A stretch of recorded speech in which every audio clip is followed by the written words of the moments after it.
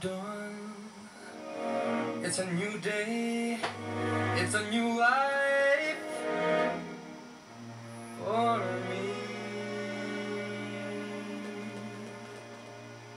And I'm feeling good.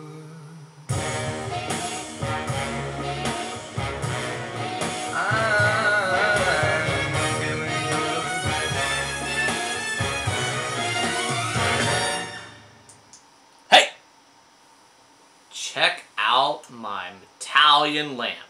Is that awesome or what? Welcome back to another version of my antique finds. My name is Dwayne Butler and I'm with Castlesandattics. And I have some really cool stuff for you. Some early 1800s, some nice Chinese pieces, something from a guy named Frederick Remington. We're going to go all the way up the east coast of the Nova Scotia into Canada and look at a mid-century bowl. But stick around with me, I got some fun stuff for you, okay? Let me get the lights. Yes, my beautiful Italian lamp. I thought you might enjoy that in that shadow. I've just enjoyed staring at it, your Millefiori piece, all that glass all fused together.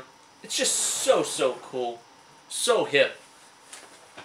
Let's see what else we have. Hey, I found this today. Check this little guy out. He fires. Bang! And then he shoots up and down. He rolls up and down here. He twists up and down. He goes up and down. Cranks it up. Got an air raid. And here he goes. Picked this up for $1.99 at the thrift store today. Awful nice, affordable little piece there. Should probably put 25 bucks on it. Hey, speaking of our early 1800s, you ever seen one of these? It's a snowbird. A roof tile piece. You know, they had these back in the 1800s. This is an American one. But this one here, they used to actually sit these up in a roof to catch all of your ice and snow. So by chance they didn't fall off and kill some little kid down below when he shut the door. You know, the building was so stable, you know, you go, boom! You know, you think a basketball's loud in the house now with a bunch of kids. Imagine a door shutting in an old cabin or something. But they would have these up and basically hold up all the ice and snow until they would melt. And pretty cool, isn't it? Called a snowbird. A lot of them hang around, but they're still just kind of fun, nostalgic-wise. Since we're into some old things, check this out. Just an old little carved box. You know, just a little holding box, all hand-carved. Nice little export piece. You can see the pencil marks on the back where it was, where the lines were drawn when it was cut. Pretty sharp. You know, probably something I'd put $59 on. Just a great little decorative piece.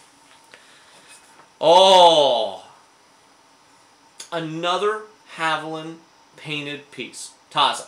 You know I buy all this stuff that I can get right now. And there's another pretty piece though. A Haviland cake plate, or Taza as we would call it. Each piece of fruit is all hand painted. Got your nice Art Nouveau style. The artist's signatures in the bottom. I really like that. It'll go with the rest of all my goodies. This is kind of cool. This is, let's see if I can remember it, a Lorenzen's Lance art pottery piece from Nova Scotia. It's got a lava mold, lava glaze. I believe this is maybe from the 60s or 70s. I'm not for sure. They started in the late 40s and went into the 50s, but the daughter was running the company even after mom and dad. And the red clay is later. But I like this piece a lot. And this was a nice find. I found this actually in a thrift store for a whole dollar bill. And should sell on eBay probably $50, $75. Really pretty bowl.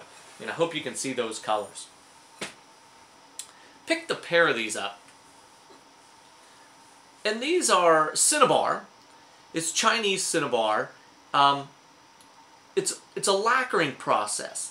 But you had to have a craftsman take this and apply layers, and then carve it all out. What a master he would have to be. Think that he would actually take the time to carve all that out. Now this is white cinnabar. I don't know why it's white. Most of the time the red would add the color and they would call it cinnabar. Makes sense there. But I'm just fascinated with the work. You know who's going to care about it? Nobody but me. But that's okay. I'll hold on to them and look at them. Maybe put a little bit of a price on them and see what happens. But just so cool, you know, just to think of some little guy sitting around whittling flowers all day long into a piece of art glass.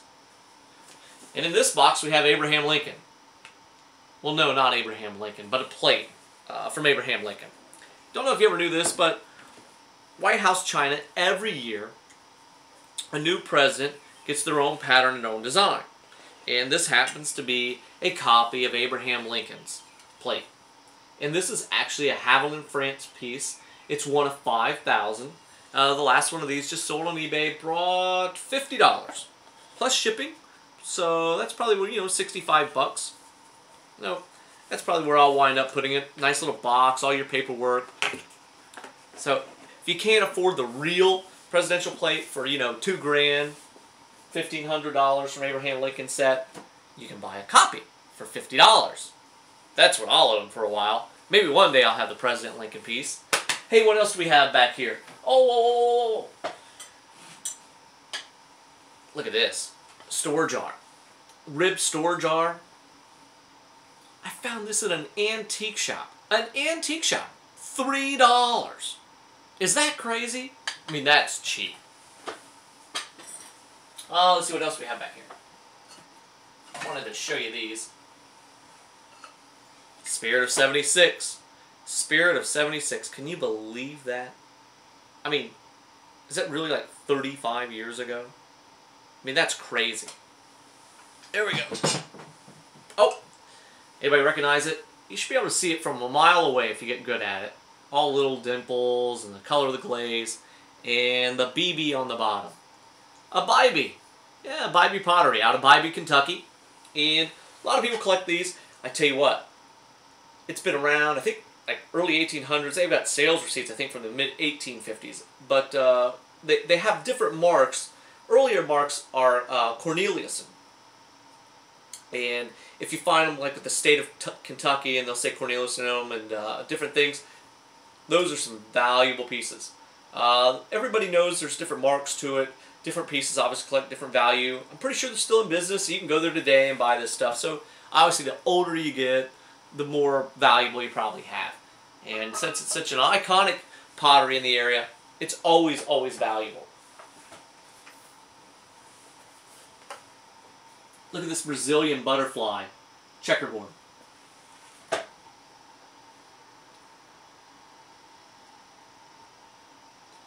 There's wings in there. All those outside the black parts there, all of these colored ones are wings. Butterfly wings. And they make pretty pictures with all those things. You can find all that Brazilian stuff, but it's very collectible. This is pretty cool. This is called a chromolithograph, and hopefully you'll be able to see it, not from the, you know, there won't be a big glare on it, but this is a Frederick Remington chromolithograph. It was printed in 1902. And chromolithography is a much more detailed printing process. The attraction is great. If you saw this in person, you'd understand. But you know, I see people on eBay, they have one up there for $300 for this piece, but it has a really cool frame. It has like a bow and arrow up top, and there's some arrows on the side. Just a much more period frame. But I'm not going to go anywhere near there. I don't have a whole lot of money into it, so I'll just try and sell it off and see what I can do. And one more last piece here. Oh, Robert Odell. Why Robert Odell? Well, let's see. Robert Odell paints just like he did in the 1970s when he painted these sort of pieces. And I'm kind of attracted to him. You know, right here in Indiana, you can find all periods of artists. But I really like the Robert Odell stuff. Here, I'll show it to you one more time. And I'm sure everybody, you know, east or west or whatever, has their local 70s style painters, 80s style painters. They come up with a technique. And if you saw the closeness of this, you'd understand. You know, I just appreciate it. He does all these barns, all these white backgrounds, and the flowing skies, you know. They're always the same, but I must admit, I'm always attracted to them. And you know what? That's the greatest thing about art. I'm attracted to what I like, and you're attracted to what you like. I was just learning that it's not as valuable as I think it is. And considering I need to buy and sell this stuff for a living, I got to remind myself that just because I like it doesn't mean I can sell it. So there's a good little thought for you. Just remember, if you're in this for a business, buy what you can sell. Don't always buy what you like. Buy what you can sell. but if you like it, buy it for yourself. All right? Hey, till we meet again, guys, keep a song in your heart. Kashi.